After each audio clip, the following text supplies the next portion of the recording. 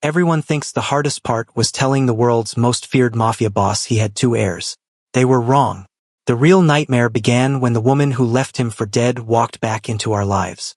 7 years ago, when Junhook was missing and bleeding in a ditch, Han Seo-yun didn't look for him. She robbed him blind and vanished.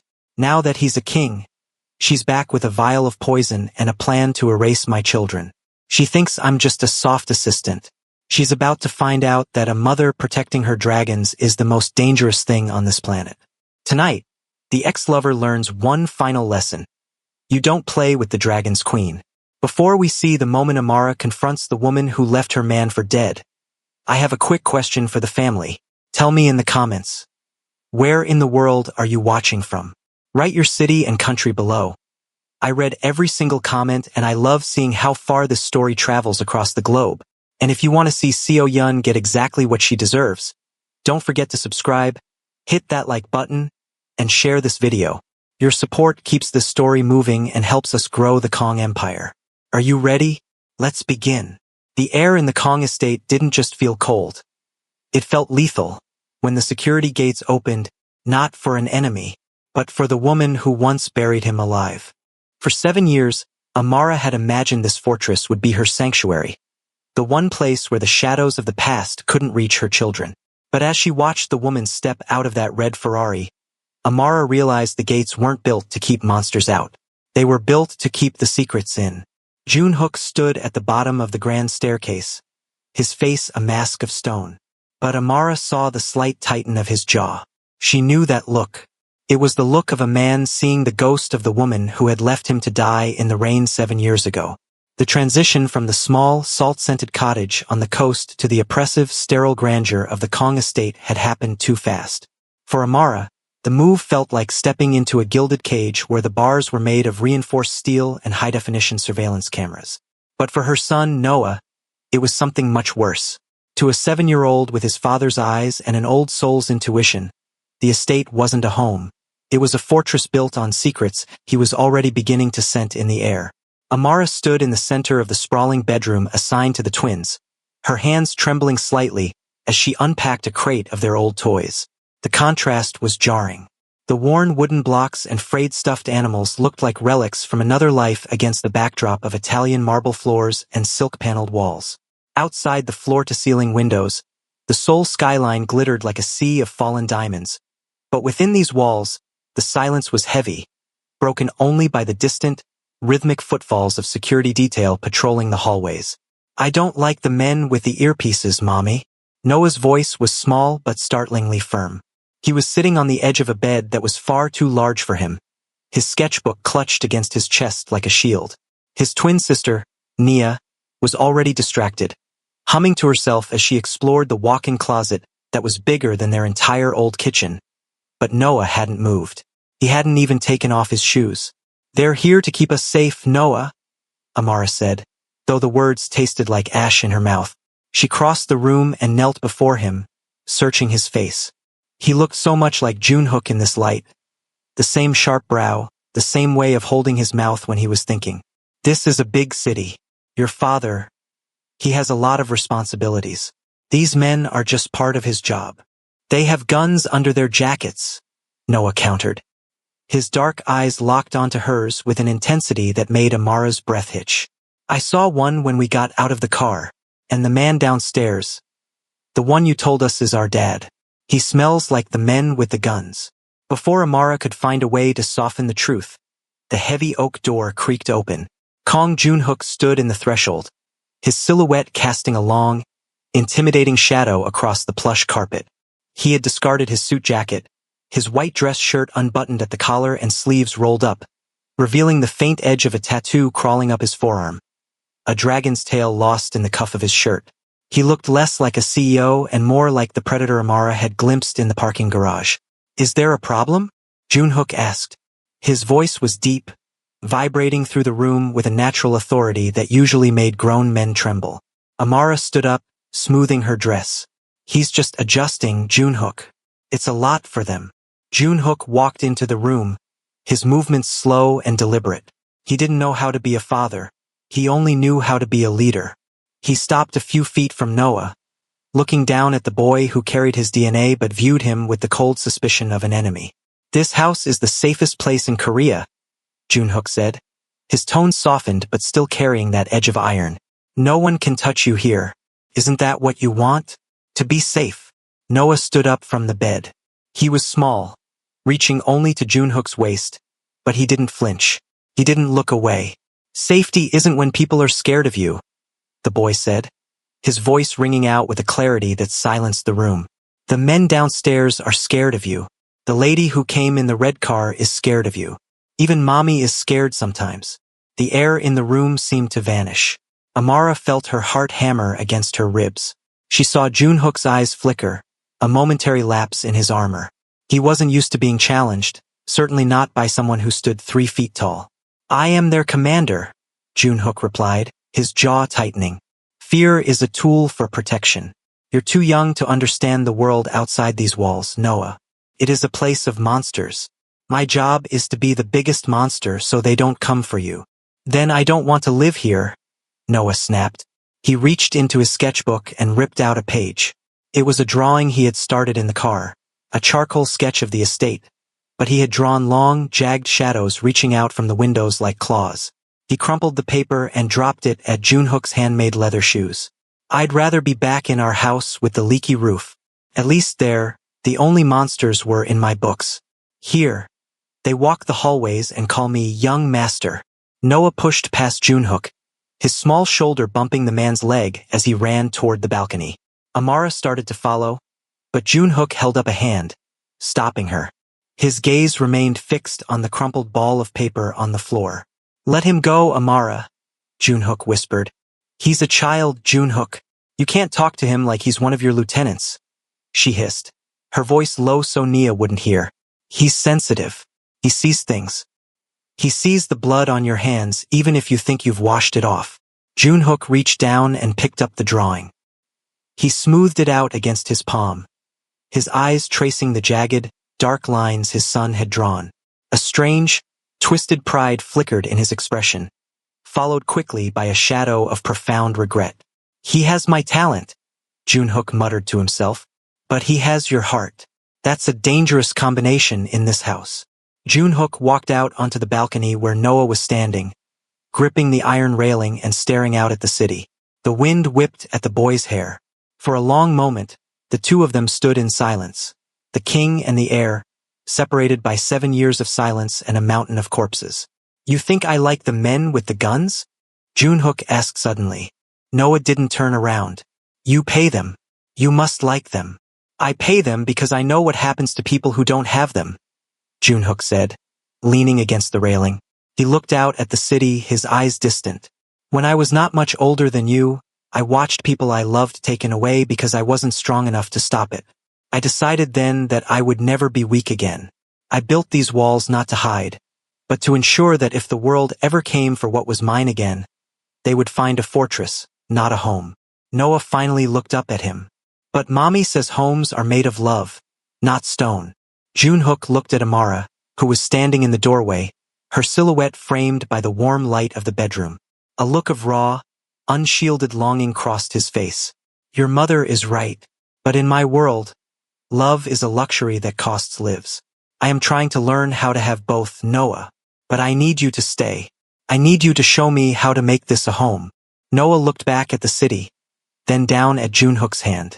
He saw the scars on his knuckles, reminders of the accident, and the battles fought to regain his throne.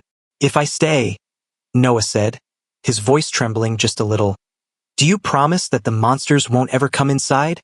Junhook knelt down, bringing himself level with his son. He placed a heavy, warm hand on Noah's shoulder. It was the first time he had touched the boy since the reveal, and the weight of it seemed to anchor them both to the earth. "The monsters are already here, Noah. I am one of them, but I promise you this. I will never let another monster hurt you or your sister, and I will never, ever let them hurt your mother again." Noah didn't hug him. He wasn't ready for that, but he didn't pull away. He looked at Junhook with a gaze that was far too wise for a child. "I'll stay, but I'm going to keep drawing.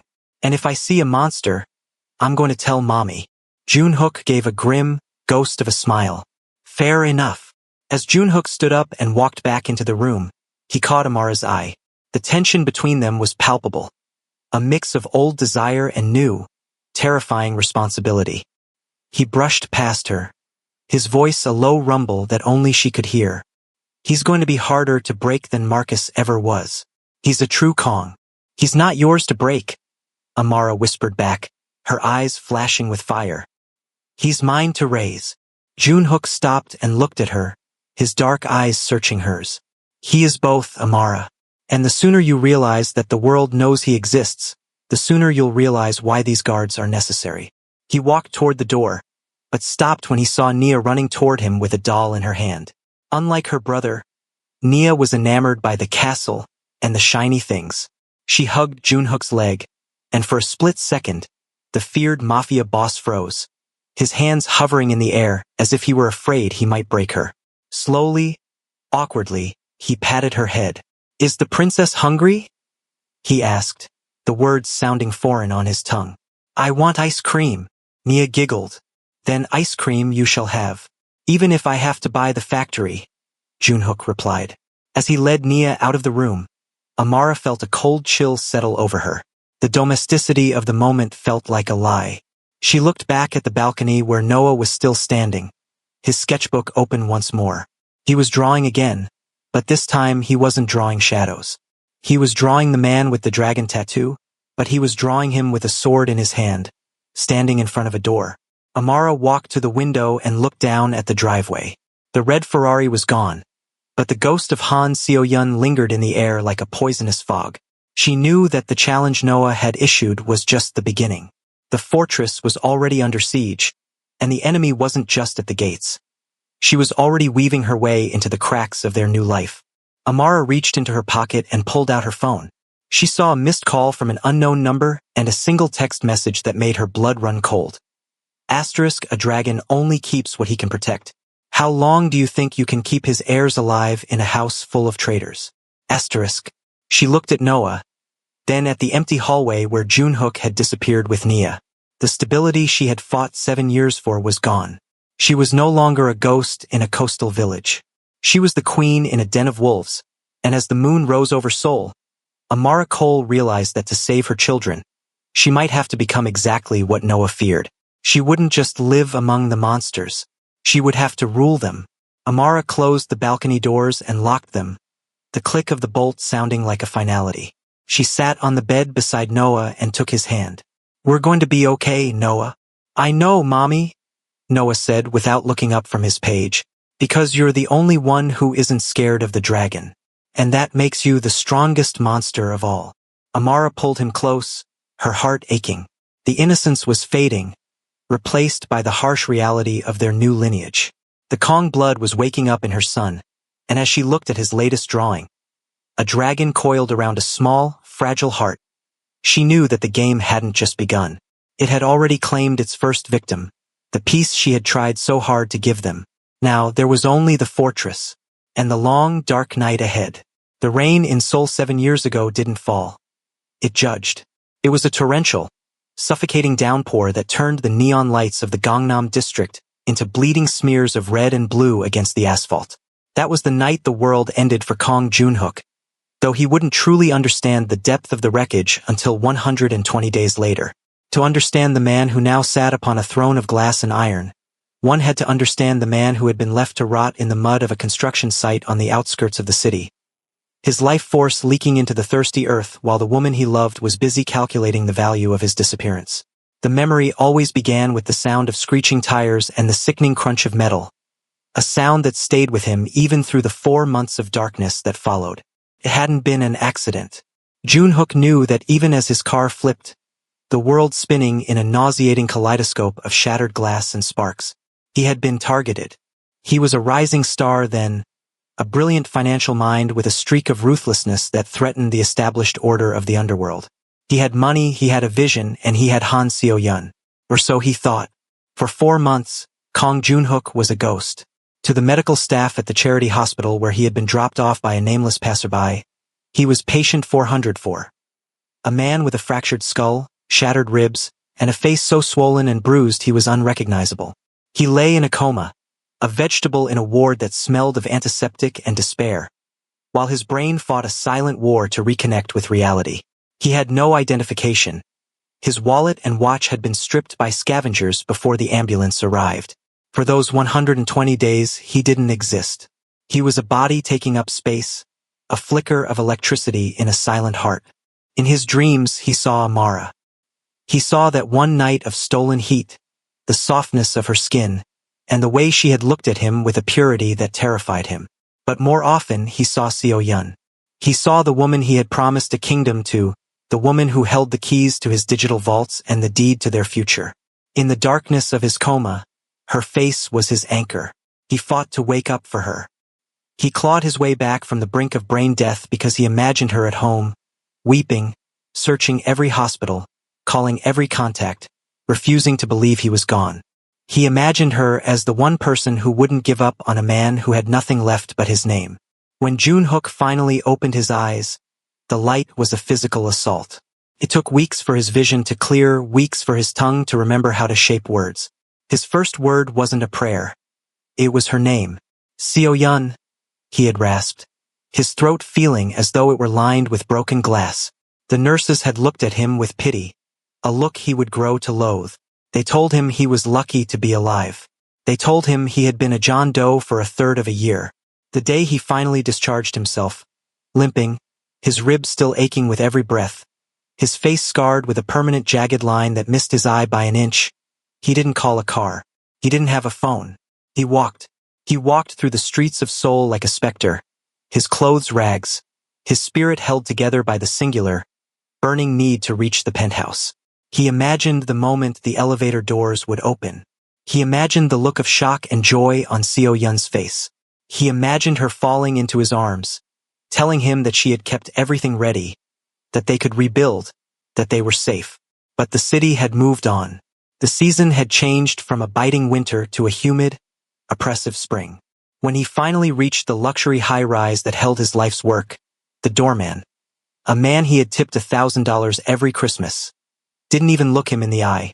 "I'm sorry, sir," the doorman said, blocking the path with a gloved hand. "Deliveries are in the rear." "It's me, Choi," Junhook whispered, his voice still ragged. "It's Kong Junhook. Open the door." The doorman froze, squinting at the scarred, gaunt man before him. Recognition flickered, followed instantly by a look of sheer, unadulterated horror. "Mr. Kong? But you're dead." There was a service. Everyone said, "I'm not dead," Junhook snapped, the old fire flickering in his veins. "Where is Seo Yun? Where is my wife?" The doorman looked away, his face turning pale. "Sir, Miss Han. She sold the unit. 3 months ago. She said the memories were too painful. She moved out the week after the police stopped looking for you." Junhook felt a coldness settle in his chest that no sun could warm. He pushed past the man, ignoring the protests, and rode the elevator to the top floor. He had a key, a spare hidden in a magnetic box beneath the hall console.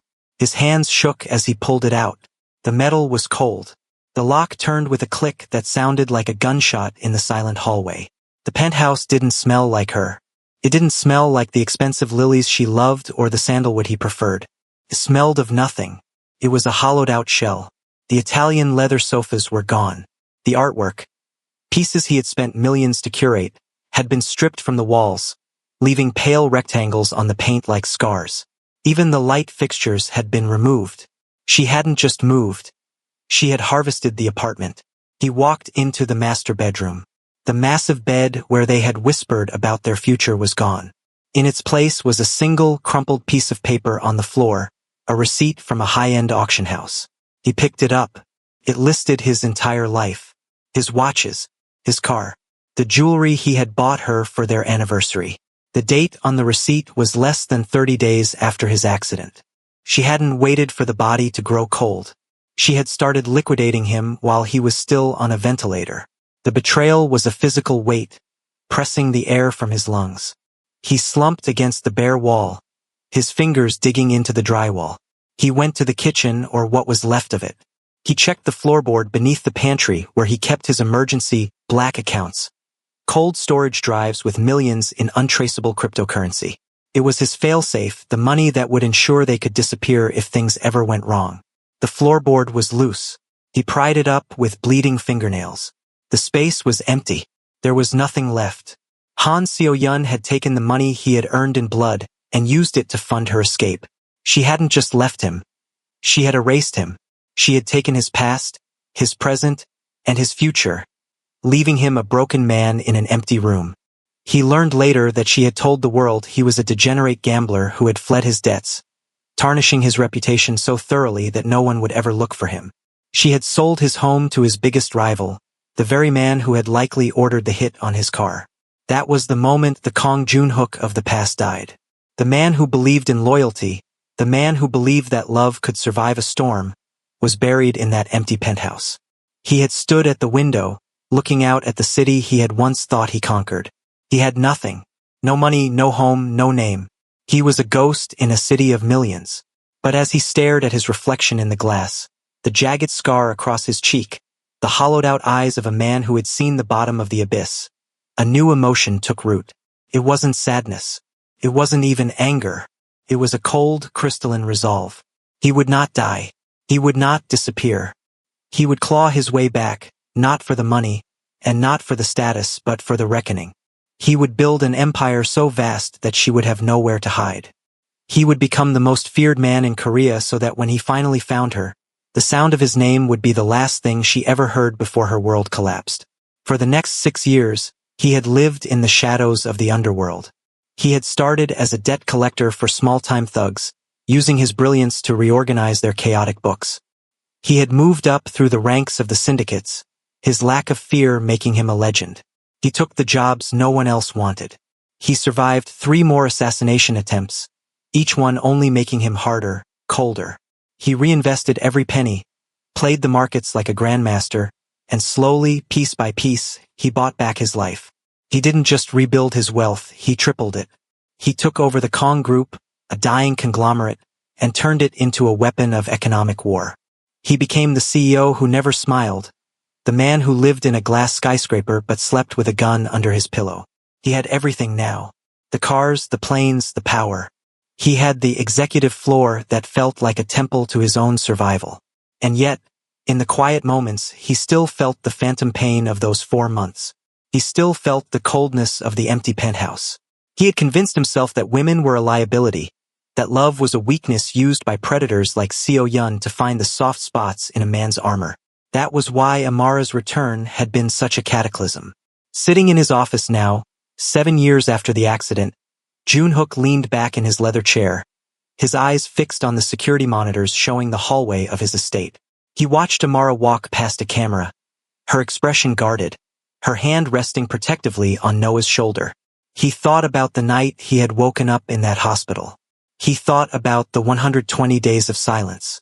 And then he thought about the 2,555 days Amara had spent raising his children alone, without his money, without his protection, while he was becoming a monster. She had been the only one who didn't rob him, because she hadn't known he was a king. She had loved the man who had nothing, while Seo-yun had only loved the throne. The door to his office opened, and a shadow fell across the mahogany desk. It was his lead security detail. "Sir, we've tracked the origin of the message sent to Miss Cole." Joon-hook didn't look up. His voice was a low, dangerous rumble. "Was it her?" "Yes, sir. Han Seo-yun. She's staying at the Grand Hyatt. She's been in contact with several of the board members who are unhappy with the recent changes in leadership." Joon-hook's hand tightened around a crystal glass of whiskey, the knuckles turning white. The scars on his hand stood out in stark relief. The ghost hadn't just returned to haunt him. She had returned to feed. She saw the massive wedding as a threat to the claim she still believed she had. She saw Amara as a nuisance and the twins as leverage. "She thinks I'm the same man she robbed 7 years ago," Joon-hook whispered, finally looking up. His eyes were void of any warmth, reflecting only the cold, hard light of the computer screens. "She thinks she can walk back into my life and find the same weaknesses she exploited before." He stood up, walking to the window that overlooked the sprawling grounds of his fortress. He could see the silhouettes of his guards patrolling the perimeter. 7 years ago, he had been a victim of his own trust. He had been left for dead in a ditch while the woman he loved sold his life for cents on the dollar. "Call Marcus," Junhook commanded. "Sir? Your brother-in-law is still in the holding cell." "I don't care. Bring him to the interrogation room. If Seo-yun is back, it means Marcus isn't the only traitor in the family. I want to know exactly how much she knows about my children." As the guard bowed and left, Junhook turned his gaze back to the monitor showing the twins' bedroom. He saw Nia asleep, her small hand clutching a stuffed toy. He saw Noah sitting by the window, his sketchbook open, his eyes wary. The price of a life was something Junhook knew well. He had paid for his in blood and 4 months of darkness. He had spent 7 years turning himself into a god of the underworld so that no one could ever take anything from him again. Seo-yun had made a mistake. She had forgotten that a man who has lost everything and survived has nothing left to fear. And she had forgotten that the dragon didn't just protect his gold. He burned anyone who tried to steal it. He picked up his phone and dialed a number he had kept in his private directory for years. A number belonging to a private investigator he had used to track Seo-yun's movements across Europe and the Americas, waiting for the right moment to strike.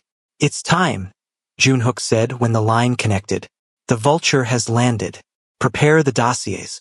I want every account she's opened, every man she's slept with for money, and every lie she's told since she left me in that ditch. By the time I'm done with her, she'll wish I had died in that car crash." He hung up and looked at the diamond ring sitting in a velvet box on his desk, the ring intended for Amara. The wedding was no longer just a celebration of their union.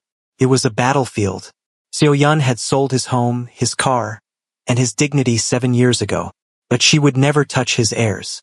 And she would never, ever take the woman who had given him the one thing money couldn't buy, a reason to stay human. The air in the office grew still. The memory of the rain, the smell of the hospital, and the hollowness of the empty penthouse faded, replaced by the sharp, burning focus of a predator who had finally found his prey. The price of a life was high, and Junhook was finally ready to collect the debt. He walked out of the office, his footsteps heavy and purposeful on the marble. He didn't head for the interrogation room. He headed for the bedroom where Amara was. He needed to see her. He needed to remind himself that the nightmare of 7 years ago was over, even as a new war began. Because in the end, Seo-yun had been wrong about one thing. She thought she had taken everything from him. But she had left him the one thing that would eventually destroy her, his rage. And as the dragon's queen slept, unaware of the storm gathering at the gates, the dragon stood guard, his eyes fixed on the darkness, waiting for the first sign of movement from the woman who had once been his world, and was now his target. The game was no longer about power. It was about survival. And this time, Junhook wouldn't be the one fighting for air. The air in the subterranean levels of the Kong estate did not circulate.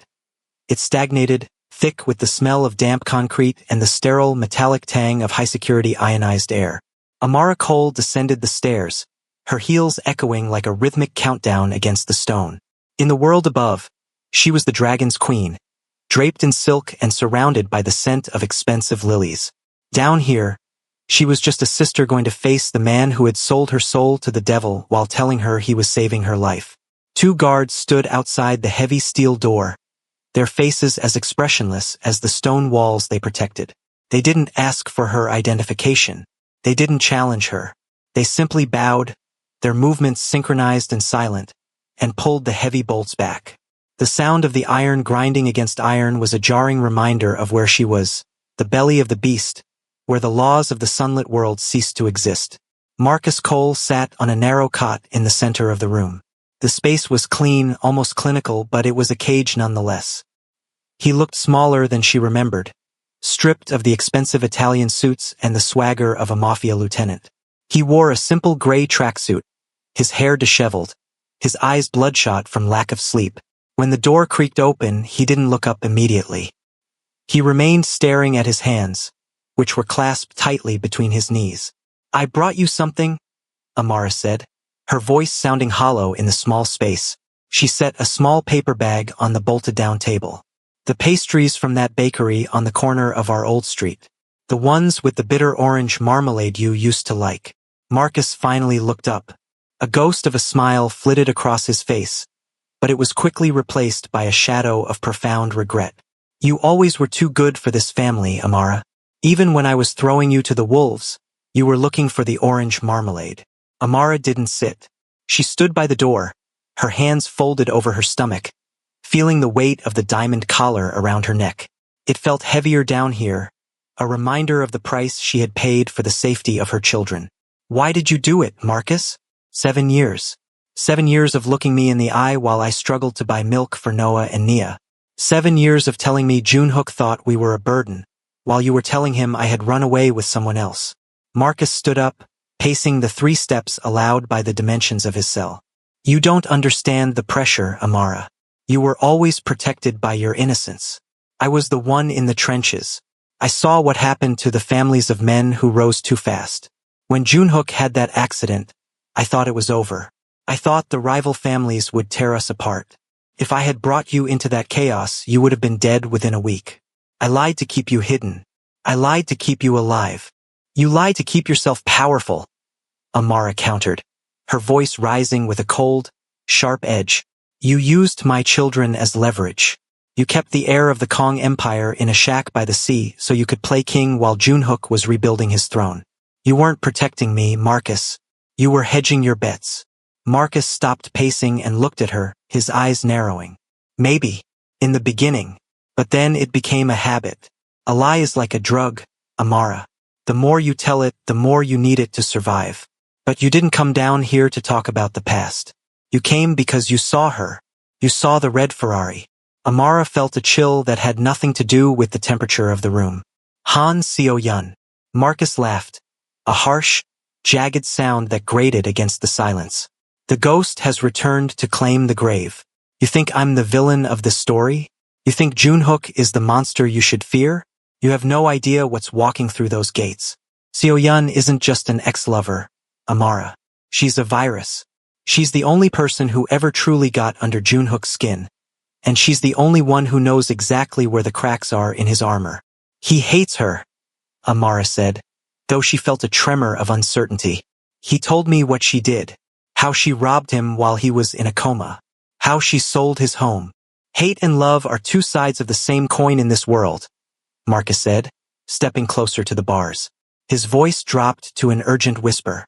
Junhook is obsessed with the betrayal, and obsession is just another form of intimacy. Seo-yun didn't come back for the money, Amara. She has plenty of that. She came back because she realizes that Junhook is more powerful than he's ever been, and she wants that power back. And she will use those children of yours to get it. Amara's hand flew to her throat. She doesn't know about them, not the details. She knows enough, Marcus warned. She's been watching from the shadows for months. Who do you think told her Junhook was announcing a wedding? She has eyes everywhere, Amara. Even in this house. She's more dangerous than any hitman Junhook has ever faced. A hitman wants your life. Seo-yun wants your soul. She wants to be the one holding the leash of the dragon again. He reached through the bars, his fingers grazing Amara's sleeve. She didn't pull away, though every instinct told her to run. Listen to me, little sister. For all my sins, I still share your blood. Junhook is playing a game of chess, but Seo-yun is playing a game of psychological warfare. She knows that Junhook's greatest weakness isn't his money or his territory. It's his guilt. His guilt over those 4 months he was missing. His guilt over the life he couldn't give you. She will weaponize that guilt until he doesn't know who the enemy is anymore. I can handle her, Amara said, her chin lifting. I'm the mother of his children. I'm the one who stayed when the world was on fire. You're a lamb in a den of wolves, Marcus sighed, pulling his hand back. You think being right matters here? Doesn't. Seo-yun will drug him. She will gaslight him. She will make him believe that you are the one who is the interloper. She's already started, hasn't she? The messages, the unknown numbers. Amara didn't answer. The silence was her admission. She's a master of the slow poison, Marcus continued. By the time Junhook realizes she's destroyed his trust in you, it will be too late. She'll have the board members on her side. She'll have the legal claims to his early assets, and she'll have you looking like a gold digger who hid his heirs for a payday. Amara looked at her brother, seeing the fear in his eyes. A genuine, raw terror that he had never shown even when Junhook's men were dragging him to this cell. Why are you telling me this? Why now? Because if she wins, I'm dead, Marcus admitted, his voice cracking. Junhook might keep me in a cell out of some twisted sense of loyalty to you, but Seo-yun? She knows I know where her bodies are buried. She'll have me silenced the moment she regains her seat at the table. And then she'll come for Noah and Nia. Not to hurt them, not physically, but to mold them, to turn them into little versions of herself, to use them as the ultimate shields against Junhook's rage. The thought of Seo-yun's cold, manicured hands on Noah's sketchbook or Nia's dolls made Amara feel a physical sickness.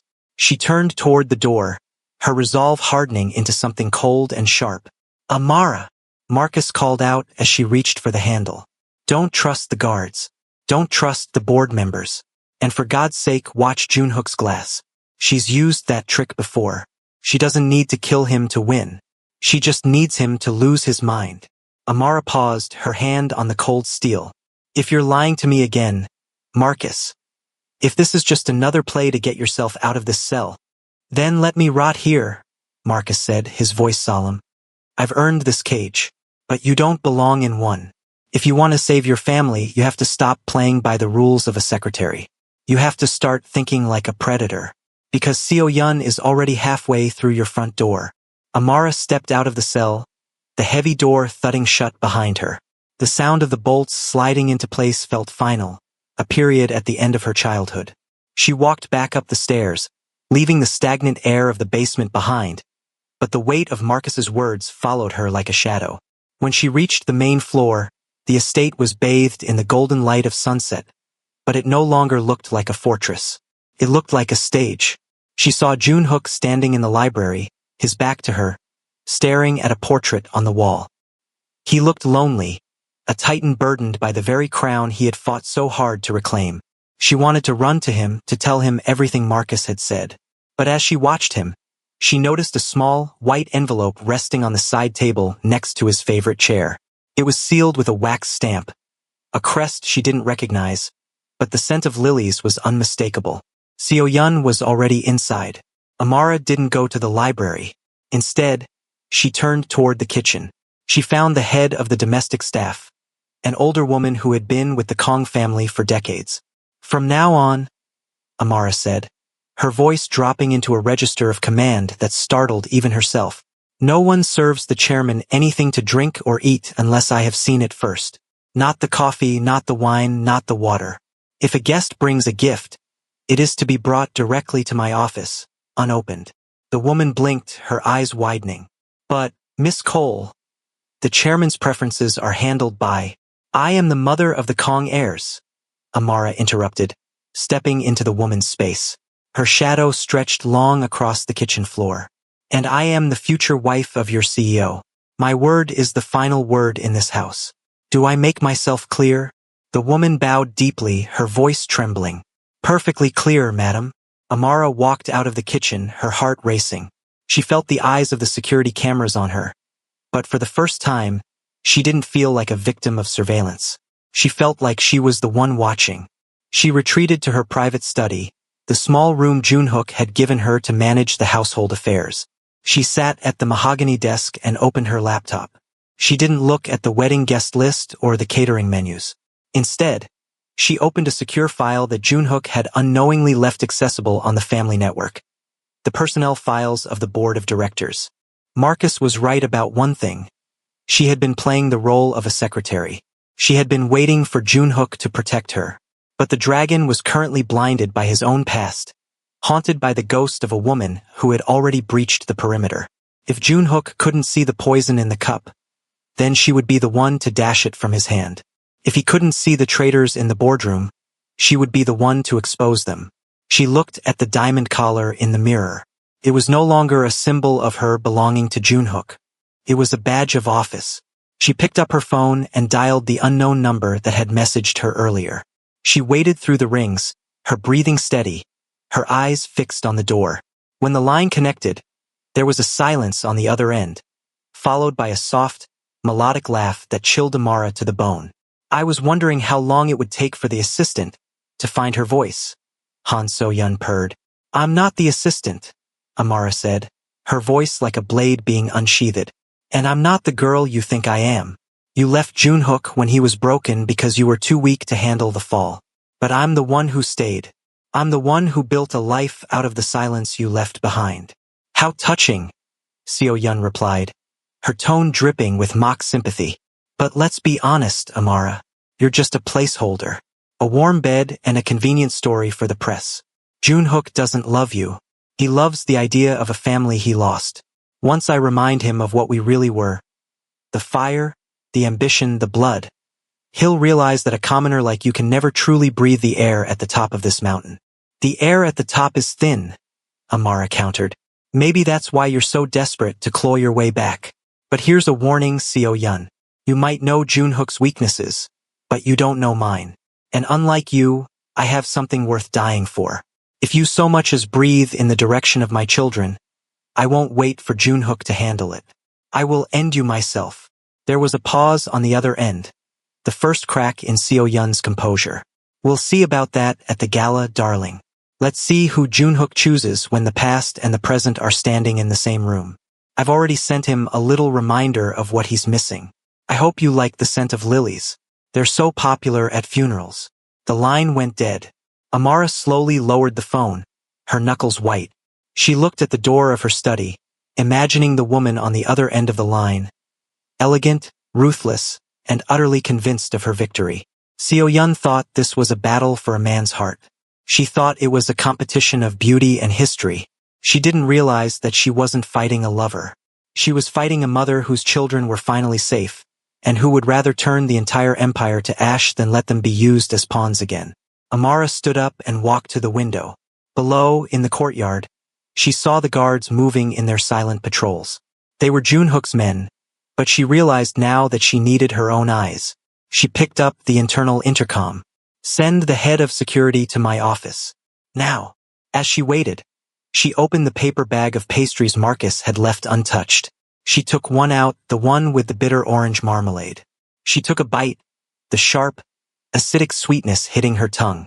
It was a taste of home, of a life that no longer existed. She chewed slowly, watching the sun disappear behind the Seoul skyline. The cell of judgment wasn't just in the basement anymore. It was everywhere.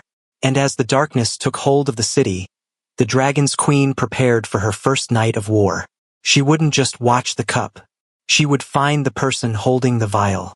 And when she did, she would make sure that Han Seo-yun realized that some ghosts should stay buried.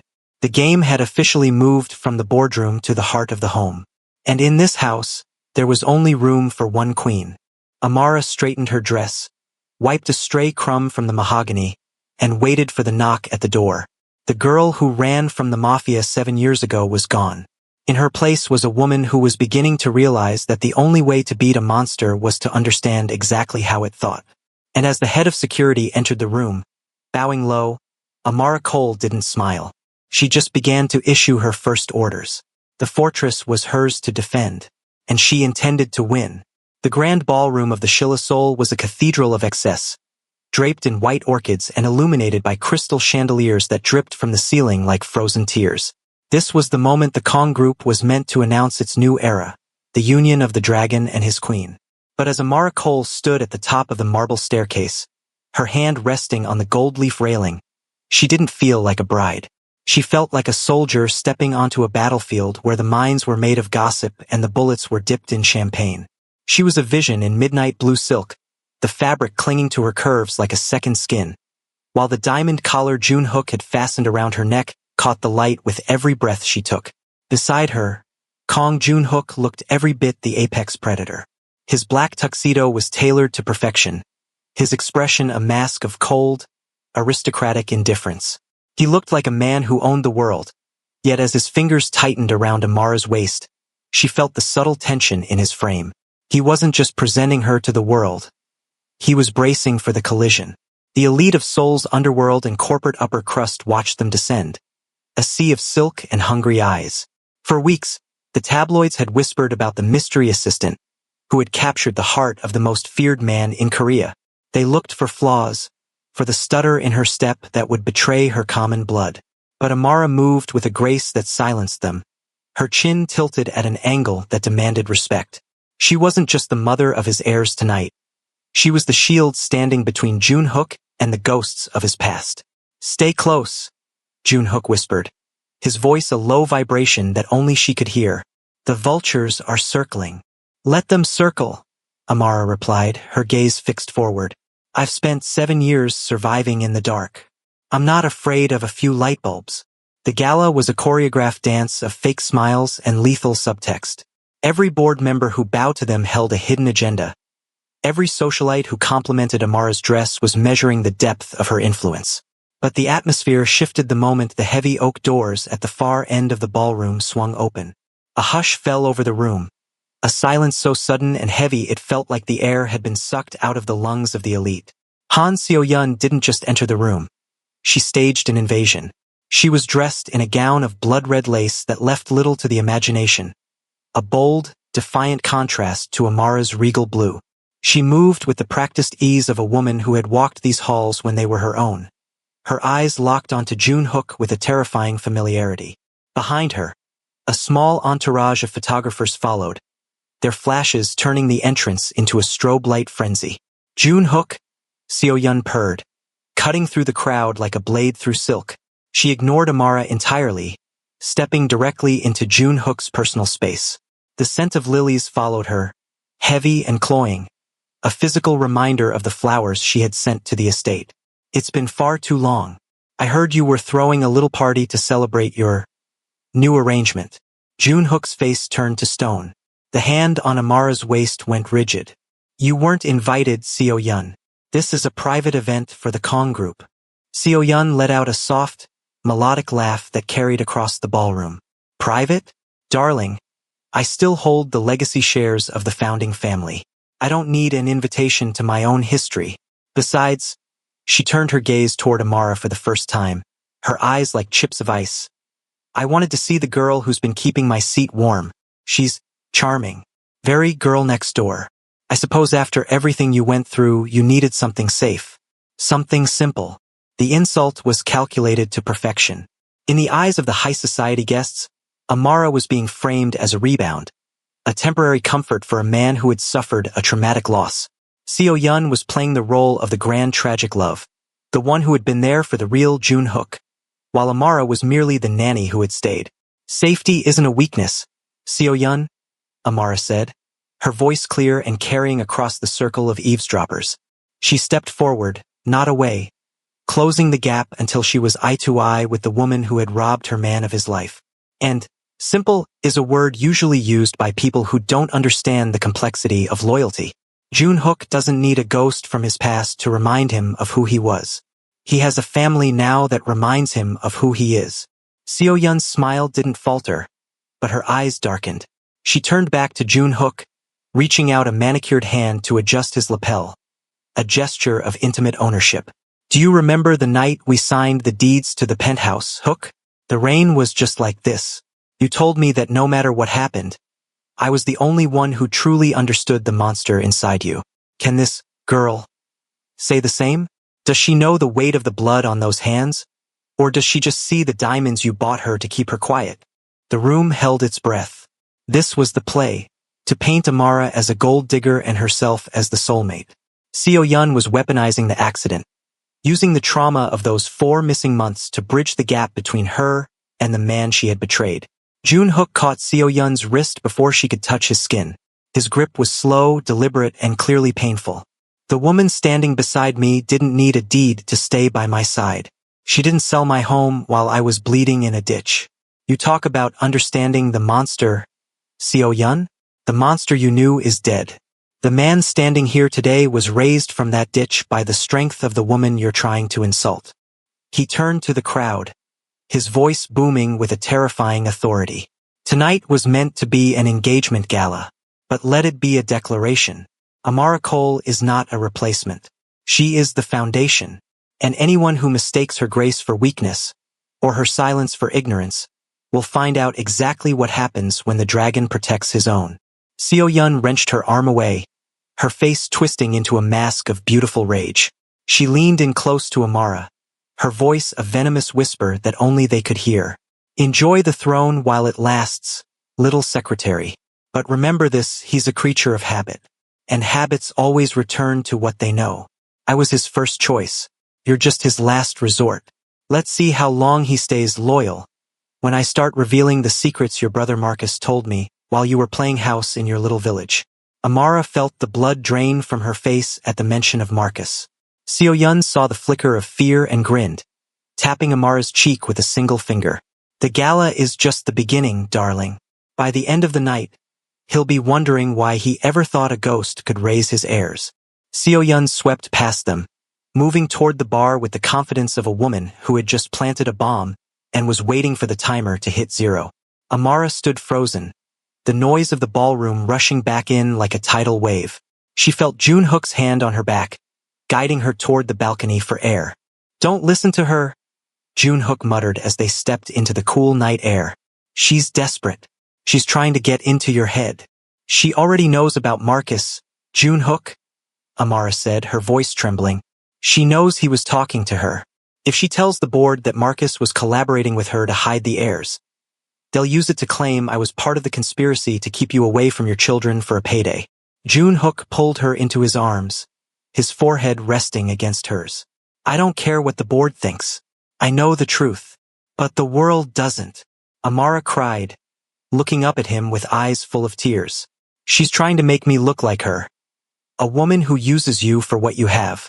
If she succeeds, Nia and Noah will be seen as pawns in a power struggle, not your children.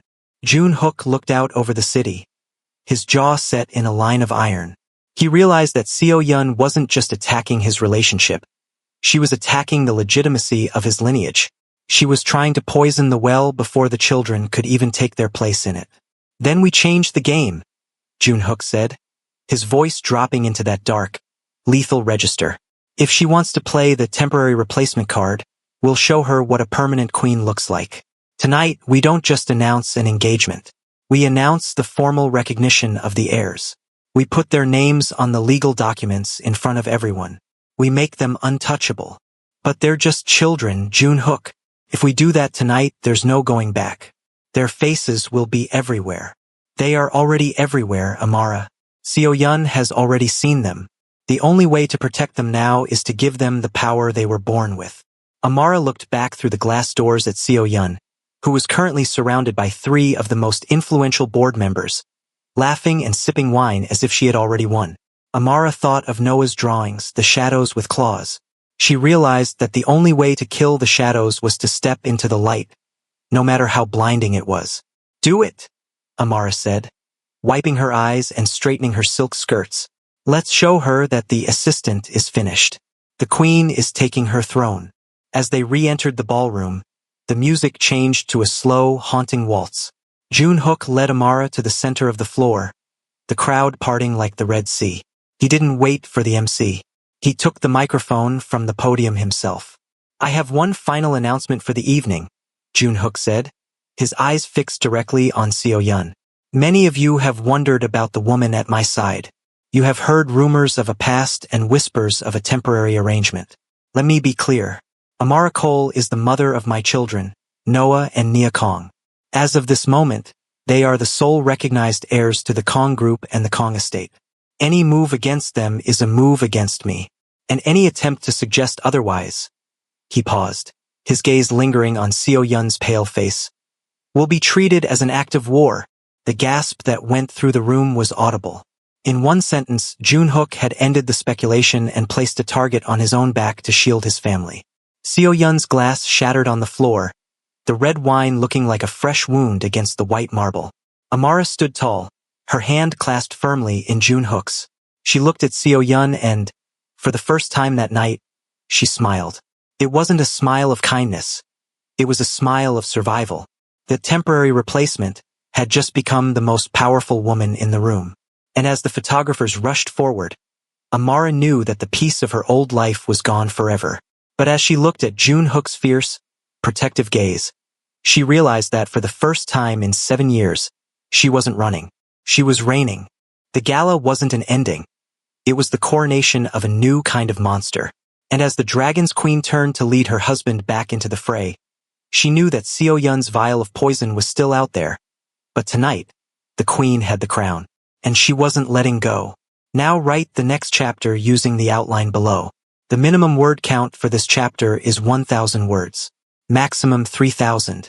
Keep the same tone, pacing, and emotional style as the previous section. Write in a smooth, flowing story format with no section headings. Chapter outline. The adrenaline of the public declaration still hummed through the ballroom, but the air had shifted from celebratory to predatory. While the elite of Seoul buzzed about the sudden crowning of the Kong heirs, Amara felt a prickle of unease at the base of her neck. The victory felt too easy, the silence from Han Seo-yun's corner too heavy. Junhook was surrounded by a wall of board members and international investors, his face a mask of triumph, but Amara remained at the periphery, her eyes scanning the room like a hawk.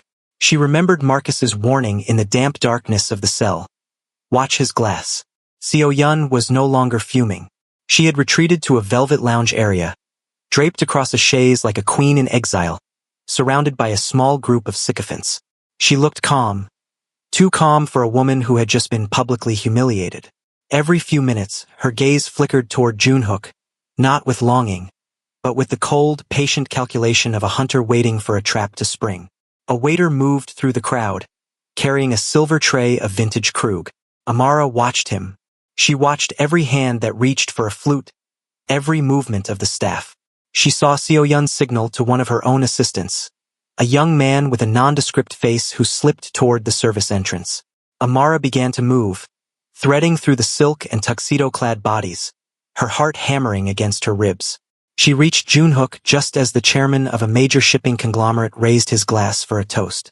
To the future of the Kong Group, the chairman boomed. And to the heirs who will carry the dragon's fire into the next generation. Junhook reached for a glass from a passing tray, the same waiter Seo-yun's assistant had spoken to moments prior. Amara's breath hitched. She was 5 feet away, blocked by a wall of laughing socialites. She saw the light catch the liquid in Junhook's glass. It looked identical to the others, but as he lifted it to his lips, she saw a faint, oily shimmer on the surface that shouldn't have been there. Junhook, wait! She called out, but her voice was drowned out by the cheers of 100 guests. He drank. He didn't drain the glass, but he took a long, deep swallow before setting it back on the tray. Amara finally reached his side, her hand gripping his forearm. Her touch was cold, her eyes searching his face for any sign of distress. "Are you okay?" she whispered, her voice tight with panic. Junhook looked down at her, a confident smirk touching his lips. "I'm fine, Amara. The announcement is done. The board is falling into line. Why do you look like you've seen a ghost?" "That glass," she said, looking back at the waiter, who was already disappearing into the kitchen. "Seo-yun's man. He was near the service station." Junhook laughed, a deep, rich sound that usually brought her comfort, but tonight it sounded slightly off. Too loud, too loose. "You're being paranoid. Seo-yun is defeated. Look at her. She's barely even looking our way." But Amara saw. Seo-yun was looking now. She was leaning back, a slow, predatory smile spreading across her painted lips. 5 minutes passed. 10. The gala moved into its second hour, the music swelling into a faster, more rhythmic tempo. Junhook began to change. It started with the sweat, a fine sheen breaking out across his forehead despite the air-conditioned chill of the ballroom. Then came the eyes. The sharp, piercing focus that defined Kong Junhook began to soften, his pupils dilating until his dark eyes looked like bottomless pits of ink. He gripped the edge of a high-top table, his knuckles turning white. "It's hot in here," he muttered, his voice dropping into a rasp. "Amara, why is the music so loud?" "Junhook, look at me," she commanded, stepping in front of him to block the view of the guests. He looked at her, but it was as if he were looking through her. His breathing was heavy, ragged, and his hand on her waist tightened with a strength that was almost painful. "I feel strange," he whispered, "like the room is tilting." This wasn't a poison designed to kill. It was something more insidious. It was a specialized neurotoxin, the kind Marcus had whispered about, designed to break down a man's inhibitions, to make him suggestible, disoriented, and vulnerable. Seo-yun didn't want him dead. She wanted him ruined. She wanted him to make a scene, to look like a drugged-out liability in front of the very board members he had just intimidated. "We have to leave. Now," Amara said, signaling to the head of security, Kim, who was stationed 10 feet away. But before Kim could move, Seo-yun was there. She appeared like a shadow out of the light, her hand sliding onto Junhook's other arm. "Junhook, darling, you don't look well. Perhaps you should come sit with me in the private lounge. The press is starting to stare." "Get away from him," Amara hissed, her voice a low growl of a mother lioness. "Oh, Amara, don't be dramatic," Seo-yun replied, her eyes gleaming with triumph. "He's clearly having a reaction to the stress. Or perhaps it's that commoner's wine you're so fond of. Junhook, come with me. I have the antidote. I have some water in the quiet room." Junhook blinked, his head rolling slightly. He looked at Seo-yun, and for a terrifying second, his hand drifted toward her. The drug was working. His brain was reaching for the familiar, for the woman who had occupied his mind for years before the accident. "Seo-yun," he murmured, his voice thick. "I'm here, Hook. I've always been here." She lied, her voice a soothing, poisonous honey. Amara didn't hesitate. She knew that if Junhook left this floor with Seo-yun, the Dragon's Queen, would be a joke by morning, and the heirs would be seen as the offspring of an unstable addict. She slapped Junhook hard. The sound cracked through the immediate circle of guests, drawing gasps of shock. The physical shock seemed to snap a thread in Junhook's clouded mind. His eyes cleared for a fractional second, focusing on Amara's fierce, tear-streaked face. "Kim, take the chairman to the car. Use the freight elevator. No cameras," Amara commanded. The security team moved with clinical precision. They swarmed Junhook, hoisting him up under the guise of helping a drunken man. Seo-yun tried to follow, her face contorted with rage. "You can't take him. He needs medical attention that only my doctors." Amara stepped into Seo-yun's path, her small frame looking immovable. "Your doctors are the reason he's in this state. If you follow us, I will have Kim break your legs in front of every camera in this room, and I'll tell the police you were the one who supplied the dose." "You wouldn't dare," Seo-yun spat. "You have no proof." "I have the glass," Amara lied, her eyes boring into Seo-yun's. "And I have the waiter. Choose your next move carefully, Seo-yun, because the assistant just disappeared, and the woman who is about to protect her family is someone you aren't prepared to face." Seo-yun hesitated, the realization dawning on her that the safe, simple girl was gone. Amara didn't wait for a response. She turned and ran after the security team, her silk heels clicking a frantic rhythm on the marble. They reached the black SUV in the underground garage just as Junhook's legs gave out. They slid him into the back seat, his head lolling against the leather. Amara scrambled in beside him, pulling his head into her lap. "Drive to the estate. Call the private clinic and tell them we need a full toxicology screen and a sedative flush." As the car roared out of the garage, Junhook began to thrash, his hand clawing at his collar. "Amara, everything is dark. I can't see the children." "I'm here, Junhook. I've got you," she whispered, stroking his hair, her tears falling onto his burning skin. "The kids are safe. I'm not letting her touch you again." He looked up at her, his eyes unfocused, his voice a broken whimper. She said I was a monster. Am I a monster, Amara? You're a father," she sobbed, holding him tighter as the city lights blurred past the window. "And you're mine, and I'm going to burn her world down for what she did to you tonight." In the dim light of the moving car, Amara Cole felt the last of her hesitation die. She had tried to play by the rules of society, but Seo-yun had brought the war into her man's very blood. As Junhook's breathing finally began to even out under the weight of his body's struggle, Amara looked out at the Seoul skyline. The toast was poisoned, and the gala was a ruin. But as she felt the weight of the dragon's head on her lap, she knew one thing for certain. The Game of Thrones was over. The game of survival had begun, and she was going to make sure Han Seo-yun didn't live to see the sunrise. The foyer of the Kong estate was a cavern of shifting shadows and moonlight, a stage set for a reckoning 7 years in the making.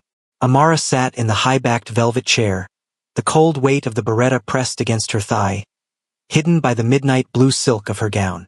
She watched the heavy oak doors groan open. Han Seo-yun stepped inside, her silhouette framed by the silver glow of the moon. She didn't look like a woman who had just been humiliated at a gala. She looked like a victor returning to reclaim a kingdom she had never truly abdicated. Seo-yun's heels clicked against the marble with a sickening familiarity. She didn't see Amara at first, her eyes fixed on the grand staircase that led to the medical wing. She moved with a predatory grace, her red lace dress trailing behind her like a smear of fresh blood on the white stone. "You're late, Seo-yun," Amara said, her voice cutting through the silence like a guillotine. Seo-yun froze. She turned slowly, her eyes widening as she saw Amara sitting in the darkness. A sharp, melodic laugh escaped her lips, echoing off the high ceilings. "Still playing the loyal guard dog, I see. I told you, darling, the assistant doesn't belong in this house. You should have taken the children and run while you still had the chance." "The children are sleeping," Amara said, rising slowly. She didn't pull the gun yet, but she kept her hand resting on the fold of her skirt. "And Junhook is waking up, but he isn't asking for you. He's dreaming of the man he's going to become when he finally wipes the stain of your name from his life." "Is he?" Seo-yun purred, stepping closer. "Because the neurotoxin I gave him doesn't just disorient. It unearths. It brings back the memories a man tries to bury. Right now, Junhook doesn't know what year it is. He doesn't know about a secret assistant or twins in a coastal village. He only knows the woman who was by his side when he built this empire. He knows me." Seo-yun didn't wait for a rebuttal. She swept past Amara, heading for the stairs. Amara followed, her heart hammering against her ribs. They reached the medical wing, a sterile corridor of glass and blue light. Outside Junhook's room, the guards stood aside, not because they were traitors, but because Kim had given the order to let the trap play out. Inside, the room was dim. Junhook was sitting up in bed, his chest bare, wires trailing from his skin to the monitors. He looked haunted. His eyes were bloodshot, his movements jerky and uncoordinated. The drug was still clawing at his mind, stripping away the present and leaving him vulnerable to the ghosts of the past. "Junhook," Seo-yun whispered, her voice shifting into a soft, melodic coo. She rushed to the bedside, pushing aside the medical tray. She took his hand, her fingers tracing the scars on his knuckles. "I'm here. I finally found you. Those doctors, they tried to keep me away. They told me you were dead, just like they did 7 years ago." Junhook groaned, his head lolling back against the pillows. He looked at her, his vision clearly blurred. "Seo-yun, is it raining?" "Yes, Hook. It's raining," she lied, leaning in close until her lips were inches from his ear. "But you're safe now. I've settled the accounts. I've cleared the path. We can go back to the penthouse. We can leave all this madness behind. You don't need this fortress. You don't need these people who only want you for your shadow." Amara stood in the doorway, her blood turning to ice. She watched as Junhook's hand tentatively reached up to touch Seo-yun's face. The drug was winning. He was reaching for the woman he had loved before the world broke him. The woman who represented a time when he wasn't a monster. "She's lying, Junhook," Amara said, her voice trembling with raw emotion. "Look at me. Look at the diamond you put around my neck. Remember the drawing Noah made? Remember the N and N?" Junhook flinched at the mention of the children, his brow furrowing in a mask of agony. "Noah. Nia. Don't listen to her, Hook," Seo-yun hissed, her grip on his arm tightening. "She's a hallucination, a side effect of the trauma. She's the one who kept your children from you. She's the one who let you rot in that hospital while she waited for you to become rich enough to claim. I'm the one who stayed." It was a masterclass in gaslighting. Seo-yun was reversing the truth, painting herself as the victim and Amara as the opportunist. For a man in a drug-induced delirium, the lie was simpler than the truth. Junhook's eyes drifted back to Seo-yun, a look of desperate, broken hope flickering in his gaze. You stayed," he rasped. "Always," Seo-yun whispered, leaning in to kiss him. "Enough!" Amara screamed.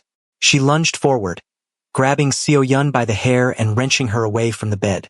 The physical confrontation was sudden and violent. Seo-yun shrieked, her manicured nails clawing at Amara's face, leaving red welts across her cheek. They tumbled to the floor in a heap of silk and lace, the sounds of their breathing ragged and desperate. Seo-yun was fueled by greed and the fear of her debts, but Amara was fueled by something far more primal. She pinned Seo-yun against the cold tile, her forearm pressed against the other woman's throat. "You robbed him," Amara yelled, her face inches from Seo-yun's. "You sold his home. You let him wake up in a charity ward with no name. I am the one who sat in a shack by the ocean and told his children their father was a hero. I am the one who looked at his face in the news and cried because I thought he would hate me. You don't get to touch him. You don't even get to breathe his air." Seo-yun reached into the folds of her red dress, pulling out a small, jagged piece of glass she had hidden, a shard from the champagne flute she had broken at the gala. She slashed at Amara's arm, the glass cutting deep into her bicep. Amara cried out, the warmth of her own blood soaking into her blue silk sleeve, but she didn't let go. "Amara?" The voice was weak, but it was clear. The sound of her name, shouted in pain, had done what the doctors couldn't. It had pierced through the fog of the neurotoxin. Junhook was struggling out of the bed, the heart monitor flatlining into a steady, high-pitched scream as the sensors tore away from his skin. He collapsed to his knees on the floor beside them, his hand shaking as he reached out. He didn't reach for Seo-yun. He reached for Amara's bleeding arm. "Amara? You're bleeding," he whispered, his eyes finally focusing, the dark ink of his pupils receding to reveal the cold, hard steel beneath. He looked at Seo-yun, who was still pinned beneath Amara, the glass shard in her hand glinting in the blue light. The realization of the betrayal, the past and the present colliding in one moment of crystalline clarity, shattered the last of the drug's hold on his mind. Junhook's hand shot out, his fingers closing around Seo-yun's throat with the force of a hydraulic press. He lifted her off the ground as he stood, his bare chest heaving, the dragon tattoo on his arm appearing to writhe in the dim light. "You?" Junhook growled, the sound vibrating from deep in his chest. "You came into my house. You touched my woman. You threatened my heirs. Hook? Please." Seo-yun gasped, her feet dangling above the floor, her face turning a terrifying shade of purple. "I did it for us. There is no us," Junhook said, his voice a death knell. "There is only the debt you owe me for the last 7 years. And tonight, I'm collecting the interest." He flung her across the room. She hit the glass medicine cabinet with a sickening crash, a rain of vials and shattered mirrors burying her in the debris. She lay there, sobbing, her red dress torn, the illusion of the elegant socialite finally destroyed. Junhook didn't look at her again. He turned to Amara, who was still on the floor, clutching her bleeding arm. He knelt beside her, his movements no longer jerky, but filled with a terrifying, focused intensity. He tore a strip of linen from the bedsheet and began to wrap her wound, his hands remarkably steady. "I'm sorry," he whispered, his forehead leaning against hers. "I'm so sorry I let her in. She's not alone, Junhook," Amara gasped, the pain in her arm flaring. "Julian Thorne is in the city. They're coming for the twins. They have a mole in the security team." Junhook went still. The air in the room seemed to drop 10 degrees. He stood up, looking toward the door where Kim was now standing, his head bowed in shame. "Kim," Junhook said, his voice dangerously quiet, "find the mole. I want him in the basement within the hour. And call the perimeter. If so much as a shadow moves toward the nursery, kill it." He looked back at Seo-yun, who was trying to crawl toward the door. "As for her," Junhook said, a cruel, cold smile touching his lips, "don't kill her yet. Amara found her debts. We're going to hand her over to the Swiss creditors. Let's see how much her legacy is worth when they're done with her." Amara stood up, leaning on Junhook for support. She looked at the woman who had nearly destroyed their lives. Seo-yun looked up at them, her eyes full of a defeated, hollowed-out hatred. "You think you won?" Seo-yun spat, a trail of blood running from her lip. "Julian won't stop. He knows what those children are worth. You've just turned your home into a graveyard." "Then I'll be the undertaker," Junhook replied. He picked Amara up in his arms, carrying her out of the room. He didn't look back. As they walked through the hallways toward the nursery, the estate was no longer a silent fortress. The sirens were beginning to wail in the distance, and the sound of weapons being readied echoed through the marble halls. The dragon was awake, and the queen was by his side, bleeding but unbroken. The high-stakes play had failed, and the physical confrontation was over. But as Junhook pushed open the door to the twins' room and saw Noah standing guard over a sleeping Nia with a plastic sword in his hand, Amara realized that the war had only just moved into its final, most lethal phase. "Daddy?" Noah asked, his eyes wide. "I'm here, son," Junhook said, setting Amara down. He knelt and took the plastic sword from the boy, replacing it with the heavy, cold weight of his own hand. "And I'm never leaving again." The dragon's weakness had been his past, but as he looked at his family, he realized it had become his greatest strength. And heaven help anyone who tried to take it from him now. The digital heart of the Kong estate was a room bathed in the sterile, sapphire glow of 100 monitors. A space where privacy went to die and the truth was stripped bare by algorithms. Amara stood in the center of the command hub, the hum of the cooling fans sounding like a low, mechanical growl. Junhook was still in the medical wing, his body fighting off the remnants of the neurotoxin, but Amara couldn't afford to wait for him to wake. The dragon was incapacitated, and the vultures were already picking at the edges of his empire. If she was going to protect her children, she had to stop playing defense. She had to become the hunter. "Show me everything on Han Seo-yun," Amara commanded, her voice steady despite the tremor in her soul. The lead technician hesitated, his fingers hovering over the glass keyboard. "Miss Cole, the chairman's private dossiers are encrypted with biometric. I am the mother of his heirs," Amara interrupted, stepping into the light of the main screen. The diamond collar around her neck shimmered, reflecting the scrolling lines of code like a badge of absolute authority. "And currently, I am the only person standing between this family and total ruin. Bypass the encryption. Now." The technician swallowed hard and obeyed. Seconds later, the screen exploded into a mosaic of documents, bank statements, and grainy surveillance footage. Amara leaned in, her eyes scanning the data with the clinical precision she had learned during her years as a top-tier assistant. She wasn't looking for the Seo-yun the world saw, the elegant, wealthy socialite. She was looking for the rot beneath the silk. It didn't take long to find the first crack. Han Seo-yun's lifestyle in Europe over the last 7 years had been a masterpiece of deception. While she had portrayed herself as a savvy investor of the inheritance she stole from Junhook, the records told a darker story. High-stakes baccarat in Monaco, failed real estate ventures in Dubai, and a series of predatory loans from a Swiss firm known for its ties to the Russian underworld. Seo-yun wasn't just back for Junhook. She was running from a debt that was fast approaching 9 figures. "She's broke," Amara whispered, a cold realization dawning on her. She didn't come back to reclaim her throne. She came back because the guillotine is over her head. But there was more. Amara pulled up the flight manifests from the night of Junhook's accident 7 years ago.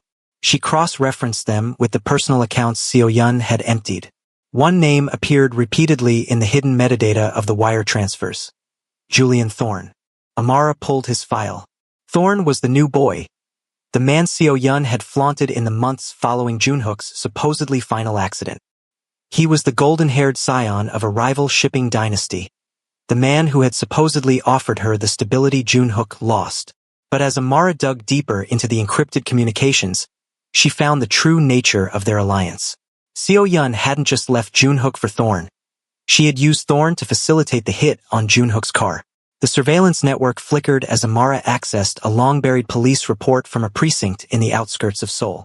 A witness had seen a black sedan matching Thorne's private security detail at the site of the crash. Seo-yun had traded Junhook's life for a seat at Thorne's table, only to discover that Thorne was as much of a predator as she was. He had drained her accounts, used the stolen Kong money to settle his own family's debts, and discarded her in a villa in Nice 3 years ago. "She's a cornered animal," Amara realized, her fingers flying across the touchscreen. She lost the money she stole. She lost the man she betrayed Junhook for. And now she's trying to sell the Kong heirs to the highest bidder to pay off her Russian creditors. Amara felt a wave of nausea, followed by a searing, white-hot rage. Seo-yun wasn't just a ghost. She was a parasite that had finished eating its first host and had returned to finish the job. Amara pulled the current GPS data for Seo Yun's burner phone, the one she had used to send the threatening messages. The signal was pinging from a private club in the city center, a place where board members met in the shadows. "Kim," Amara said, her voice dropping into a register that made the security team stand at attention. "I want the financial records of Julian Thorne's current holdings. And I want the contact information for the Swiss firm Seo Yun owes money to. If she wants to play a game of leverage, we're going to give her a masterclass." For the next few hours, Amara worked with a ruthlessness she didn't know she possessed. She moved money through shell companies, buying up Seo Yun's debt under the Kong Group's subsidiary. She didn't just want to stop Seo Yun. She wanted to own her. She drafted a series of legal injunctions that would freeze Seo Yun's remaining assets in Korea within the hour. But the final move was the most dangerous. Amara accessed the private servers of the Grand Hyatt where Seo Yun was staying. She found the footage of Seo Yun meeting with Julian Thorne, who was secretly in Seoul. Only 2 nights ago, the new boy was still in the picture, and they were planning a second strike. They weren't just after the money anymore. They were planning to kidnap the twins to force Junhook into a full corporate surrender. Amara looked at the screen, her heart freezing in her chest. She saw a map of the Kong estate, highlighted with the very surveillance blind spots she was currently standing in. Seo Yun had a mole inside the security team. "Everyone out," Amara commanded, turning to the technicians. "Except Kim. Now." When the room was empty, Amara turned to the head of security. "There's a traitor in your ranks, Kim. Someone gave Seo Yun the codes to the medical wing. She's not just coming for the throne. She's coming for Junhook tonight, while he's still sedated." "I will lock down the estate, madam," Kim said, his hand moving to his holster. "No," Amara said, her eyes gleaming with a lethal intelligence. "If you lock it down, she'll wait. I don't want her to wait. I want her to think she's winning. I want her to come through that door thinking the dragon is sleeping and the assistant is crying. We're going to let her in, Kim. But when she arrives, she isn't going to find a victim." Amara walked over to the main console and hit a final sequence of keys. She sent a single message to Seo Yun's phone. "He's waking up. He's asking for you. The guards are changing shift at 2 a.m. The side gate is open." It was a trap. The Queen's gambit. Amara was sacrificing the illusion of her own safety to draw the enemy into the light. She knew that by inviting Seo Yun in, she was risking everything. But as she looked at the monitor showing her children's nursery, where Noah was still awake, drawing in his sketchbook, she knew she couldn't live in fear anymore. "Kim, prepare the interrogation room, and get a doctor on standby. Not for Junhook. For our guest." Amara left the command hub and walked through the silent, dark hallways of the estate. She didn't go to the children. She went to Junhook's room. She sat by his bed, watching the steady rise and fall of his chest. He looked so vulnerable, his hand twitching in his sleep as if he were still fighting the ghosts of that ditch 7 years ago. "I've got you, Junhook," she whispered, leaning over to kiss his forehead. "You fought for us in the dark. Now it's my turn to fight for you in the light." She reached into the bedside drawer and pulled out the small, sleek Beretta Junhook kept there. She had never fired a gun in her life, but as she felt the cold weight of the steel in her hand, she didn't feel afraid. She felt a strange, chilling clarity. She walked back to the main foyer, the midnight blue silk of her dress rustling against the marble. She sat in the high-backed chair at the bottom of the grand staircase, the gun hidden in the folds of her skirt. The clock on the wall ticked toward 2 a.m. The silence of the house was absolute, until the faint, electronic click of the side gate echoed through the monitors in her mind. The vulture had arrived, and the Queen was waiting. Amara straightened her diamond collar, tilted her chin up, and watched the heavy oak doors. She had found the debts, she had found the new boy, and she had found her own strength. Tonight, the Dragon's Queen wasn't just protecting the Horde. She was ending the war. As the door slowly creaked open, revealing the silhouette of Han Seo Yun in the moonlight, Amara didn't flinch. She just smiled. "You're late, Seo Yun," Amara said, her voice cutting through the darkness like a guillotine. "I was starting to think you didn't have the courage to finish what you started." The game was no longer about corporate shares or secret heirs. It was about the price of a betrayal. And as Seo Yun stepped into the foyer, realizing she had been led into a trap, Amara Cole rose from her chair, the light of the moon catching the cold steel in her hand. The gambit was complete, and the checkmate was coming. The transition from the high-stakes adrenaline of the foyer to the clinical, subterranean silence of the interrogation wing felt like descending into a tomb. The air here was different, colder, stripped of the expensive lilies and the scent of rain. Amara walked down the concrete corridor, her midnight blue silk dress whispering against the floor, a sharp contrast to the brutalist architecture of Junhook's private prison. Behind her, the heavy thud of the security doors closing sounded like a gavel hitting a block. This was the final room of the fortress, the place where secrets were stripped bare and mercy was a currency that few could afford. Inside the small, reinforced room, Marcus Cole sat under the harsh glare of a single overhead light. He looked a decade older than he had just 24 hours ago. His eyes were sunken, his skin a sallow gray, and the bravado that had once defined him as a rising star in the underworld had evaporated, leaving behind a hollow shell of a man. When the door opened and Amara stepped into the light, he didn't look up. He didn't have the strength to face the sister he had betrayed, the sister who now held his life in the palm of her hand. "It's over, Marcus," Amara said, her voice echoing with a chilling, new-found authority. She didn't sit. She stood at the edge of the shadows, her hand resting on the back of the bolted-down chair. Seo Yun is in a holding cell at the airport. She's being handed over to the Swiss creditors. Julian Thorne's assets have been flagged for international money laundering. The mole in the security team has been found. The board has been purged.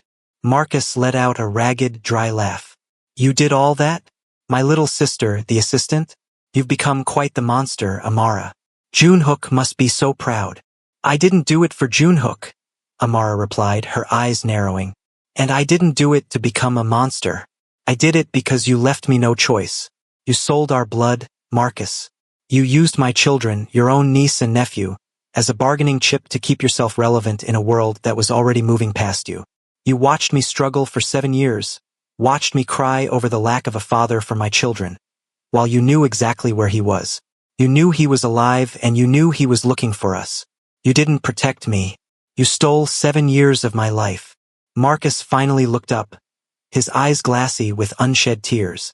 "I thought I was doing the right thing. If I had told him about the kids when he was first waking up, when he was still unstable and vengeful, you would have been caught in the crossfire. I wanted to wait until the dust settled, until I could ensure you were safe." "You waited until you could ensure you were safe," Amara corrected him, her voice dropping into a register of cold, hard iron. "You waited until you could use the information to buy your way back into his good graces. You gambled with my children's lives, Marcus. And tonight you lost." The door behind her opened, and Junhook stepped into the room. He was still pale, the bandage on his arm a stark reminder of the physical cost of the night, but the fire in his eyes was back, a dark, consuming blaze. He stood behind Amara, his presence a heavy, suffocating weight. He didn't speak, he didn't have to. He was the executioner waiting for the Queen's command. "He's yours, Amara," Junhook said, his voice a low rumble. "The evidence of his treason is absolute. I can have him delivered to the docks by sunrise. He'll be on a freighter to a territory where my name doesn't reach, and he'll never be heard from again. Or, I can handle it here, permanently." Marcus flinched, his body trembling. He looked at Amara, a desperate, silent plea in his eyes. He was her only brother. He was the man who had taught her how to ride a bike, the man who had promised to protect her when their parents died. The bond of blood was a powerful thing, a tether that had kept Amara from walking away for 7 years. But as she looked at him, she didn't see her brother.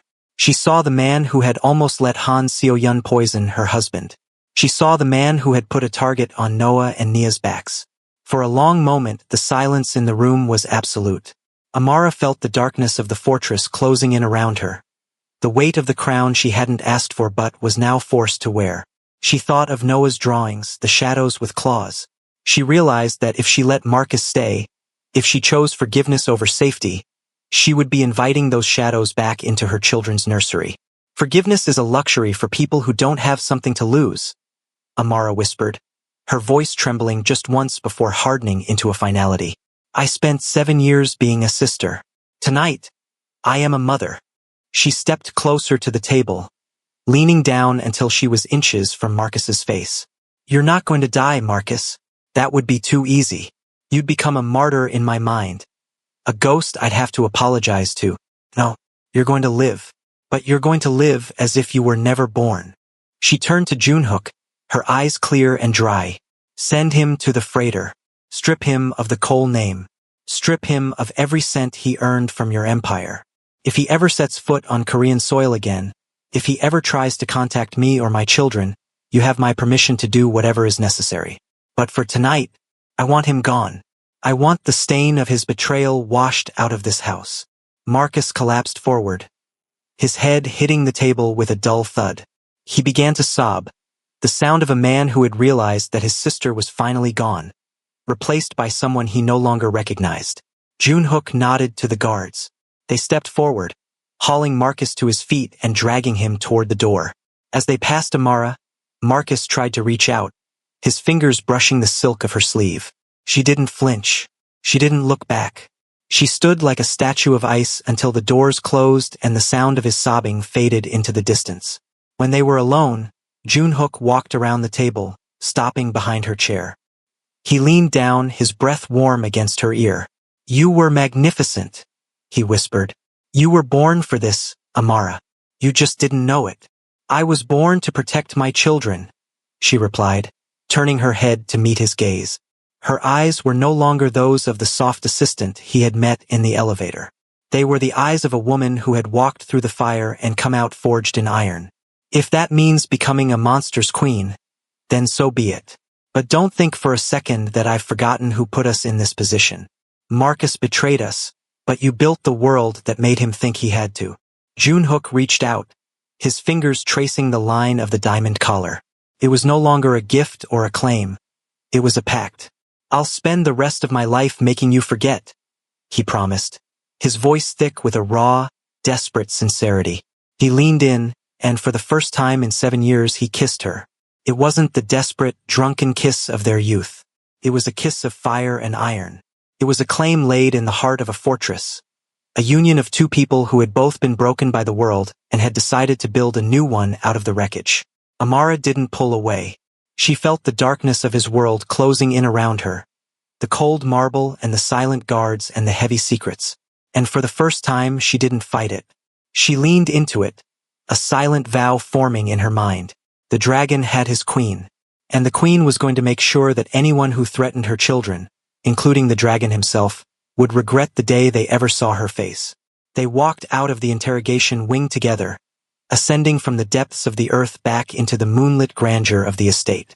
As they reached the main foyer, the staff was already busy cleaning the glass from the medical wing, erasing the evidence of the night's violence. The world was returning to its polished, perfect facade, but the foundation had changed.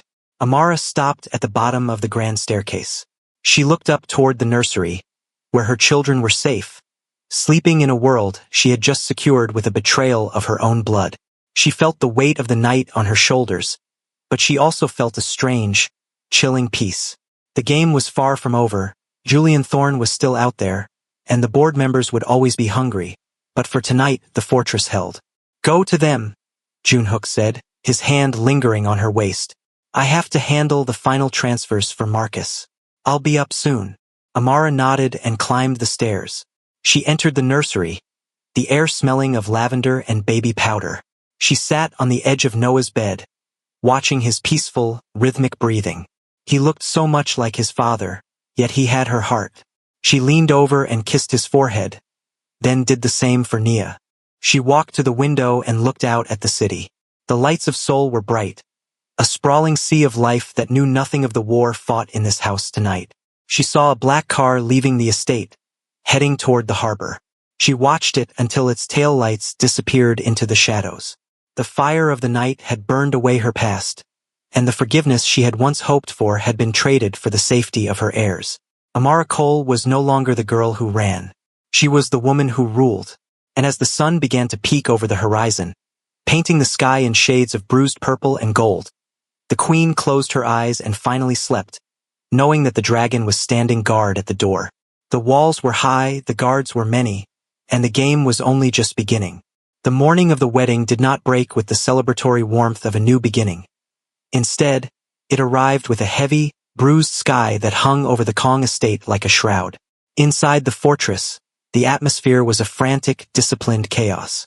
Makeup artists, world-renowned florists, and stone-faced security details moved through the halls with the precision of a clockwork mechanism. This was the wedding of the century, a multi-million-dollar production designed to cement the legend of the dragon and his queen. But for Amara Cole, standing before a three-way mirror in her private suite, the white silk and Belgian lace felt less like a bridal gown and more like a suit of ceremonial armor. Every stitch of the dress was perfection, a masterpiece of hand-sewn pearls and intricate embroidery that trailed behind her like a river of ivory. The diamond collar Junhook had given her was now accompanied by a tiara that had once belonged to a deposed empress, a clear signal to the world that the assistant had been replaced by a sovereign. Her reflection was breathtaking, the sharp lines of her jaw and the cold clarity in her eyes speaking of a woman who had survived the fire and learned to love the heat.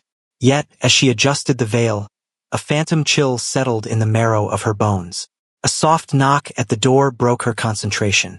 It was one of the junior maids, a girl whose eyes were downcast, her hands trembling as she held a silver tray.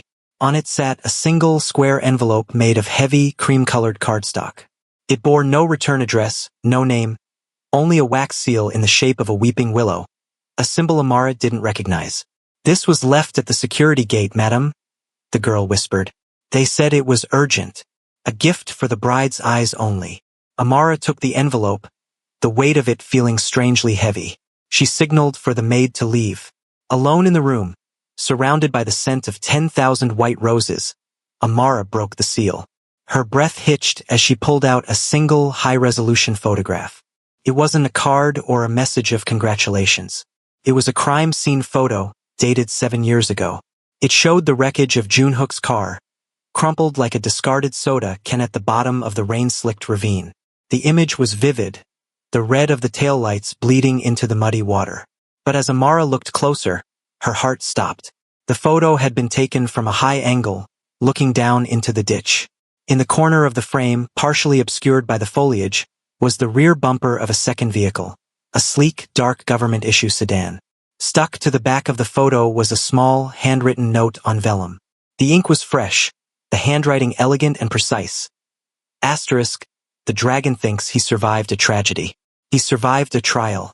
Look at the license plate in the reflection of the glass. The hand that pushed him is the same hand that will toast to your health today. Asterisk. Amara's hands began to shake, the photograph fluttering to the floor. She lunged for it, her silk gloves frantic as she pulled a magnifying glass from her vanity drawer. She centered it on the jagged shard of a side-view mirror caught in the grass. There, reflected in the silvered glass with terrifying clarity, was the license plate of the car that had forced Junhook off the road. It wasn't Julian Thorne's car. It wasn't a rival syndicate's vehicle. The plate belonged to the private fleet of the Kong Group's board of trustees. Specifically, the lead car assigned to the man who was currently standing in the ballroom downstairs, preparing to walk Amara down the aisle in place of her late father. The accident hadn't been a betrayal by a greedy lover or a hit by a jealous rival. It had been an internal execution, a corporate assassination ordered by the very inner circle that now pretended to be Junhook's most loyal advisors. The realization hit her with the force of a physical blow. Han Seoyun hadn't ordered the hit. She had simply been the scavenger who arrived to pick the bones clean after the board had tried to kill the king. "Amara, it's time."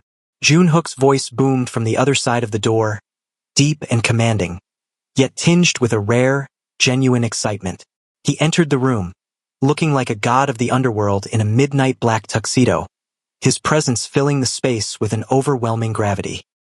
He stopped when he saw her, his eyes softening as they swept over her white lace. "You look incredible," he whispered, stepping toward her. He reached out to take her hands, but Amara flinched, her eyes darting to the photo hidden beneath her train. "Junhook, we have to stop this," she gasped, her voice a fractured shadow of its former strength. He paused, his brow furrowing. "Stop what? The wedding? Amara, the world is waiting downstairs. The cameras, the investors, the heirs. Everything is ready.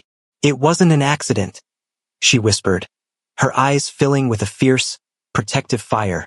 She pulled the photo from beneath her dress and thrust it into his hands. Look at the reflection. Look at the plate. Junhook took the photo, his face shifting from confusion to a mask of absolute, frozen rage. He didn't speak as he stared at the image, his thumb tracing the line of his own wreckage. The silence in the room became suffocating, the only sound the distant, muffled strains of the string quartet playing the dragon's theme in the ballroom below. That car, Junhook rasped, his voice sounding like dry leaves on a grave. That car belonged to Chairman O. He's downstairs, Junhook, Amara said, her hand clutching his arm. He's the one who is supposed to give me away. He's been sitting at your right hand for 7 years, whispering about loyalty while he watched you rebuild the very house he tried to burn down. Junhook looked up, and for a moment, Amara saw the monster she had feared. His eyes were void of light, reflecting only a cold, crystalline desire for blood. The drug Seo Yun had given him hadn't broken him. It had simply cleared the way for this moment. He wants a wedding, Junhook said, his voice dropping into a register that chilled the air. We'll give him a wedding, but it won't be ours. It will be his funeral. Junhook, the children are there. We can't do this with Noah and Nia in the front row. The children are already protected, he replied, turning toward the door. Kim has them in the armored suite. They won't see a thing. But the rest of the world, they need to see what happens when you try to kill a dragon and fail to finish the job. He looked back at her, his hand reaching out to stroke her cheek. His touch was cold, but his gaze was unwavering. You wanted to be my queen, Amara. This is the price. We don't just rule this world. We purge it. Put on your veil. We're going to walk into that room and you're going to smile. You're going to look Chairman O in the eye, and you're going to thank him for his service. And then, when the toast begins, I'll show you why they call this the blood wedding. Amara looked at her reflection one last time. The white silk now looked like a shroud. The pearls looked like drops of frozen sweat. She reached down and took the beretta from her vanity drawer, sliding it into the hidden holster built into the voluminous folds of her petticoat. She adjusted her veil, the lace obscuring her eyes, and took Junhook's arm. They walked out of the suite and down the grand staircase, their footsteps echoing through the hollow grandeur of the estate. As they reached the doors of the ballroom, the music swelled, a triumphant, orchestral roar that signaled the arrival of the couple. The doors swung open, revealing a sea of 500 guests, the elite of the world's most powerful families, all standing and cheering. At the end of the aisle stood Chairman O, an elderly man with a grandfatherly smile and eyes like a serpent. He held out his hand, ready to take Amara's and lead her to the altar. Amara felt Junhook's muscles coil beside her. She felt the weight of the gun against her thigh and the weight of the photograph in her mind. As she stepped onto the white carpet, the petals of red roses beneath her feet looked like spatters of blood. She looked at the chairman, forced her lips into a perfect, porcelain smile and began to walk. The massive wedding had begun. But as the dragon's queen reached the altar and the chairman leaned in to whisper a blessing, Amara leaned in and whispered back, Asterisk. I saw the reflection in the glass. You old snake. I hope you've said your prayers. Asterisk. The chairman's smile died. In the front row, Junhook raised a glass of champagne, his eyes fixed on the man who had ordered his death. To the board, Junhook announced, his voice carrying with a terrifying clarity. And to the secrets we keep.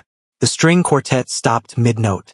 The doors to the ballroom slammed shut and locked from the outside. Season 2 was over. The war for the Kong Empire had just turned into a massacre.